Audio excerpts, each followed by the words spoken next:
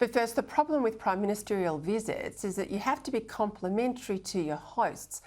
And there's not much that can be said in Beijing right now that doesn't jar with what Anthony Albanese said just over a week back in Washington. Then it was shoulder to shoulder with the United States. Now it's all sweetness and light with communist China, even though it's increasingly difficult to maintain a strategic partnership with Washington while also maximising an economic one with Beijing. Now, at all times, wherever he goes, acting in Australia's national interest, that's a tough job for the Prime Minister. And the basic problem is that the PM is almost gushing in his praise for China for ending punishments against Australia that should never have been inflicted in the first place. Like Cheng Lei, the Beijing regime should never have arrested the journalist and stolen 3 years of her life. Now, they've let her out, but what did it cost Australia? The Beijing regime should never have imposed capricious and arbitrary bans on some $20 billion worth of our exports as punishment because we wanted an independent international investigation into the origins of COVID. Now, some of those bans have been lifted ahead of the PM's visit, but again, what did that cost us? Because believe me, the Chinese Communist Party doesn't do what's right. Everything it does is instead transactional. So there would have been a big price paid in strategic terms for the release of Lei and the partial lifting of trade bans. Trade bans, I might add, that are in direct contravention of the free trade agreement China signed with Australia when Tony Abbott was Prime Minister. So forgive me, but there's no cause to be grateful for China for freeing Australians who should never have been locked up or for doing what their trade deal says they should do anyway.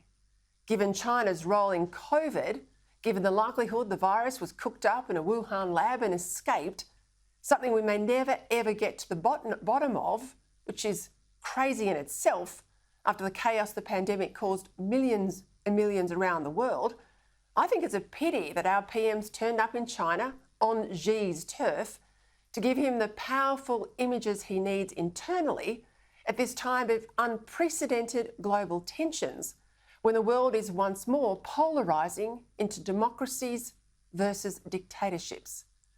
Now, I know this is about kneeling at the altar of Gough Whitlam on the 50th anniversary of the historic first visit by an Australian leader to communist China, but with things as they are, he should have met Xi on neutral soil at any number of the international events they both attend, rather than amidst flag-waving in Beijing. Make no mistake, China is the greatest strategic threat to peace and Western democracies. China is belligerent. Under Xi, it remains dead set on taking democratic Taiwan by force if necessary, and sooner rather than later, because at 70 years of age, Xi knows that time is against him. China remains determined to be the world's #1 power by mid-century. We know this because it's what the Chinese leadership endlessly repeats. Yet too often, we don't take it seriously. We dismiss it as bluff for a domestic audience. China doesn't buy our iron ore, coal and gas because it likes Australia. China buys these commodities because it needs them.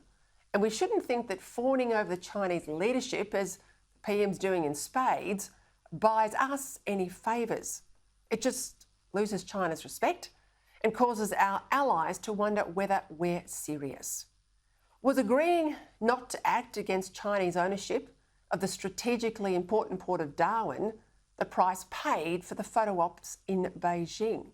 Ownership that Anthony Albanese used to say wouldn't have happened had he been in charge. Connected very directly with the government of the People's Republic of China. At the time that happened, we opposed it. I was the infrastructure minister, shadow minister at the time. Of course, an asset like the Port of Darwin, I believe, should have stayed in public hands. Well, by ruling out any change to the Port of Darwin, as he did 2 weeks ago, Albanese and Labor now own this. There were a succession of concessions to Beijing prior to the PM's announced visit. First, there was the dropping of WTO actions against China's trade bans. Then on October 16, the government indicated that it would drop anti-dumping tariffs on Chinese wind turbines. Then on October 20, the government announced that decision on the Port of Darwin, not to do anything about the Chinese-linked ownership. Then on the same day, the PM's Beijing visit was formally announced. China said it's reconsidering its punitive tariffs on Australian wine. Now, see what I mean about transactional politics. We have to hope that Australian support for admitting China to the TPP trade deal, or rather refusing to admit Taiwan, was not the further price paid for this visit, because if it was, it would seem that pretty pictures for Goff's anniversary has been put ahead of Australia's long-term national interest. And that's something that no Prime Minister should ever do, not with any country, but least of all, not with an adversary like China.